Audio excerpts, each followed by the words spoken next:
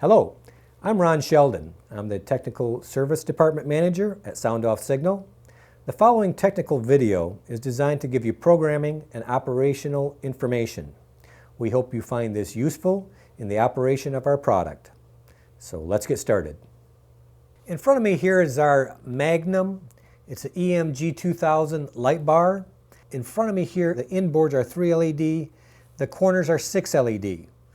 It's got our lower version of this particular bar, designed for a multitude of different applications, from tow truck to police vehicles. This bar will come with the feet that you see attached to the bottom here, but for a vehicle-specific strap, you'll have to order that separately in yourself. But it will come with these feet, which actually mount right underneath in the channels of the bottom of the bar. It also will come with a breakout box, which looks like this, with 24 wires that come off, which control different functions and different lights of the light bar. The Magnum instruction sheet that you'll be getting with your light bar will look just like this. The front cover basically starts going through some of what comes with the bar and what you wind up getting, and some general safety rules and guidelines. The next page goes through some of our module setups and their current draw. To give you an example, you can get a 3 LED, 6 or 9 LED takedown, depending upon how you order it. You can get a 3 LED inboard or a 6 LED inboard, or you can get a 6 LED corner or a 12 LED corner. All depends on how you order the bar, and this just kind of explains the current draw and type of modules you can get. The next page goes through some of the specifications, the light bar's mechanical specs, some of the electrical specs down over here, as for power consumption and standby or an operation, and the voltage range that this light bar operates under, which is a 10 to 16 volt operating range. Now I'm going to flip through these next pages because I'm not going to be covering the mechanical installations or any of that type of thing, which these cover in the next few pages. What we're going to start with is this page right here. And this page goes through and explains mode operation, how to set that up, cruise operation, and some of your power cables and control cables and what their functions are, and how you hook them up. The next page will wind up going through some of your pattern select, how you set up your patterns, how you do mode configuration, and how you wind up doing cruise mode setup. Cruise mode is basically having lights turned on roughly 10% intensity, but steady on, and they call that cruise mode, and it's talked about right here. The next page is where we really start getting into some of the meat of the product, and that is where we show the electrical connections at the top here. We also show the breakout box, how it's connected in by the data cable. We have the wires for the breakout box demonstrated down here and where they come off from, and then over here the wire colors and what their functions are from the breakout box, turning on either the front corners, the rear corners, inboard 1, inboard 2, inboard 3, or the takedowns. The next page goes through the flash patterns that are available. And you have different flash patterns, whether it be warning, whether it be arrow warning, or takedowns. It goes through the available flash patterns for those given functions. What it also does is it goes through the front inboards and rear inboards and what color the wires will be for those particular functions. That's on the internal side of the bar. Over here in the far table right here, far lower table, it starts talking about the dip switch settings that we have on the electronic control board inside the light bar and what their functions are, whether they're on or off, and what the actual function for those given dip switches are. One thing to remember, whenever you change a dip switch setting in the bar, you need to cycle the power for it to take. So I change a dip switch because I want a 4 mod arrow instead of a 6 mod arrow. I need to remove power from the bar and then reapply it, and then these take set. The next page goes through the various light bar configurations, and these colors that they call out here are the colors that you'll find the wire colors inside the light bar, so that we know that the front inboard number 3, which is the outside 2 on both sides, would take a particular colored wire on the inside that would hook up to it. And it goes through each one of them, and the largest bar that we can possibly build and the smallest one for these guys. The next page goes through some of the troubleshooting. It's kind of a basic troubleshooting guide with a light bar. And should you have a particular function not working or a light not working, this will go through and have you check various things, whether it be the fuse on the board that handles the data communications or that handles the takedowns. You'll check that particular item for that given failure. And it goes down different, just basic failures and things you can do to check and find out where that issue or that problem lies. The next page is replacement parts, and we walk through the replacement parts that are available and the part numbers for those replacement parts for the Magnum light bar. And the last page is basically just warranty information. Now back to the Magnum bar operation. Like I had mentioned, the Magnum bar comes with a breakout box that looks like this with a 24-pin connector that plugs into it. The data connector from the bar plugs into here, and these wires would wire up to a switch box or a siren control that's got switches on it to control different functions in the light bar. This we will not be using today. We have a little switch box that we wind up using. Looks like this. That allows us to duplicate all 24 inputs to this breakout box. This is a great thing. We actually do sell this for roughly around $100, and this is a great way of, if you've got multiple light bars to set up, to use this to set them up. It's just so much easier. And I'll be using that today because it's easier than wiring up each one of these. First, let's turn this bar on so you can take a look at what it looks like. Like I said, this is a 3 LED internal and 6 LED corners. And I'll turn on the corners first, both front and rear. And these are 6 LED. The front inboards, we have inboard number 3 and inboard number 1. In the 2 slot, we have our takedowns. Now if you notice, there's only 3 LEDs in each one of these takedowns. You can get it with 3, 6, or 9. And we just add another LED card to it to give you that many takedowns. And I'll show you that. That's the takedowns. This bar is actually right now not set up for arrow. So in the rear, I've just got a warning pattern that goes across the back, and it's red-blue. But if I go into the breakout box here, and I go into the electronic control box inside the bar, you like the breakout box, I remove this. It's got 4 screws in each one, and these pop right off like that. Now I have access to the electronic control box inside the bar. Now, electronic control box in the bar has dip switches between the 2 connectors here. And the dip switches go from 1, 2, 3, all the way up to the end, but 1 is over here. As we're looking at the dip switches, up is on, or this direction is on, and down is off. Now, like I said before, if I make a dip switch change, I need to cycle the power. And like I said before, right now it's set up for warning pattern in the back. I'm going to change dip switch number 1 to on. Once I did that, I need to cycle my power, remove it, reapply it, and to show you this particular function, I'll just swing the bar around, just like that. And now in the back, I will get arrow function out of the bar. Arrow right, arrow left, my left, center out, and a warning pattern. And like I had showed you in the instruction sheet, you can select different warning patterns for this, and all it takes is take the white wire from the breakout box, in this case my switch on here, and I'm just going to switch it, and I will change warning patterns of my arrow.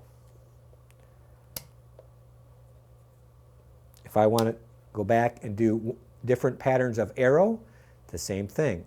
Bump the white wire, and we can change arrow patterns.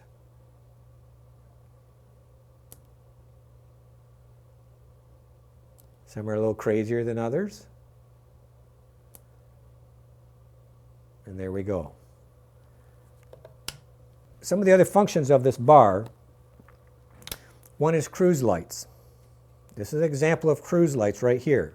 I got 4 corners on, and they're on dim or low intensity and steady.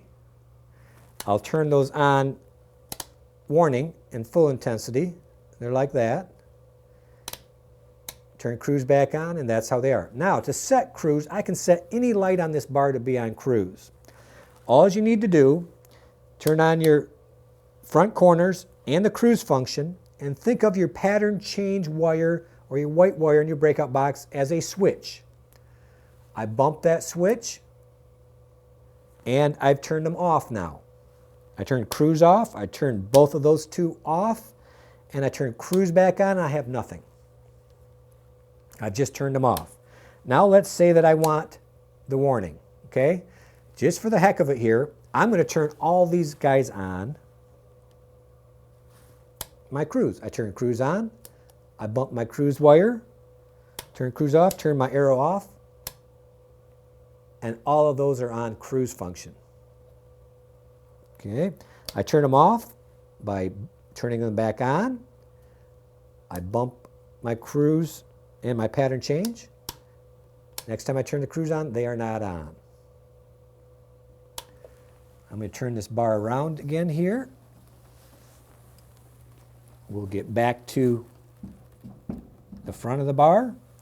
Let's say I want these two guys, which are front inboards number 1. I turn those on, I turn my cruise on, I hit my pattern change, bump it once, turn them off from flashing, and there we go. Every time I turn my cruise function on, I get cruise out of those particular ones. For example here, I'm going to turn those off, and I'm going to turn my corners back on. There we go. And that's typically how most bars are set up with the end caps, the front and back corners on cruise. Now, I'm going to show you another function which is called mode. Now what it allows you to do with one bar, it allows you to have 2 different warning patterns. Let me demonstrate here. Right now, because all you can see right now is the front of the bar and the sides here, the end caps. So I have them all on a particular fairly slow pattern. Now, if I turn my mode on, I can have the same lights that are on a different, more radical flash pattern. So that by applying voltage to just one input, I can immediately change my bar's flash patterns from something that may be on code 1 or code 2 to code 3 by applying voltage to just one input. And I can change the pattern of this mode setup here. And I can go back to here and change the pattern on these guys here to anything I want. So it allows me, with any given lights that are turned on, to have 2 separate flash patterns for warning with this bar. Now this bar also has takedown flash. So we can also have our takedowns flashing, and they have several patterns also that are available in a takedown. So you could also have your takedowns flashing with your warning lights at the same time. We've got alley lights on here, and we can have alley light flash also, which can also be flashing with the rest of the bar too. Or we have the individual alleys, which are driver side and passenger side, which will just come on steady burn. I'm going to show you one other feature that this bar has, which is a great one for the tow market. Turn it around again. Now, tow market lots of times likes to use the light bar and the 2 end modules here next to the corners as stop tail turns. What allows them to do is to hook the 2 outside modules here into your turn signal or brake system, so that you can have turn signals and brake lights from these. And this would be hooked right in so that the voltage coming to it would be pulsing, giving you a turn signal, or if you brake, it would just come on steady. So that's what these two outside lights, they can be hooked up to one particular input that'll control these individually. Okay? Instead of, if we wound up having arrow, they're controlled by a switch. And actually in the RIN number 3 setup, they would wind up being controlled by one wire and both of them would be alternating. Okay? And that's done in this fashion here. We're going to just turn number 1 off again. We're going to turn this bar back from an arrow to a warning in the rear. Remember, I changed the dip switch setting, and I need to remove power and bring it back. Now if I turn on number 3, I get both of them alternating a warning pattern. So that just, we have a couple different ways of controlling these two lights right here, depending upon your application, wrecker, or a police vehicle, which you wouldn't have that on a police vehicle. The last thing we're going to go over on this bar is what we call low power. Give you an example. I'm going to turn the entire bar on. And let's say that you've got a situation where either you've got another officer behind you, you get on scene, you're at a fire call, and there's a lot of other emergency vehicles around there, and you don't want this light bar full intensity. It might be a little too bright, but you want the light bar still on and visible. We have what's called low power, which will drop it down to a reasonable intensity that you'll still see, but it won't be blinding to the rest of the officers around, or on a traffic stop. When you get out of the vehicle, you don't need to have this blind you when you're approaching the other vehicle. And it's called low power. And it's just one input. You apply 12 volts to that input, and it will drop down to low power. Now keep in mind, one thing with this bar, along with our series of Apex and Pinnacle bars, this bar through the breakout box can also be ground side switched. Instead of 12 volts switched, you can also have it ground side switched. And there's a dip switch on the side of the breakout box that changes it from 12 volts to ground. All you do is you switch the switch, and it switches these groups to ground side, or it switches them to 12 volts. So we have an option of either or to control the light bar. The Magnum bar that's in front of me right now is the Magnum that is the 6 LED inboard and the 12 LED corners. The one before was 3 LED inboard and 6 LED corners. So just to give you an example of the difference between the two here, I'll turn this guy on, and obviously we have a little bit more intensity. Do our low power, we back down. And one other difference with this light bar, now this is going to function exactly like the other one, have the exact same functions. But one of the differences that this particular bar came with here is the takedowns. The last bar had 3 LED takedowns. This has 9 LED takedowns.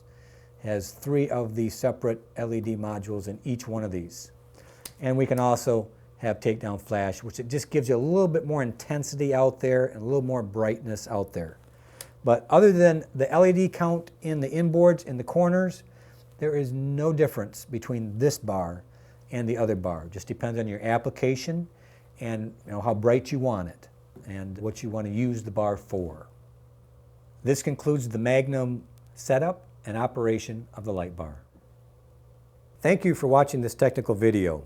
Should you have any questions regarding any of our products, please contact our technical service department at 1-800-338-7337, and you push the number 4 for the technical service department, and one of the technicians there will be more than happy to answer any of your questions and help you with the operation or setup of our products.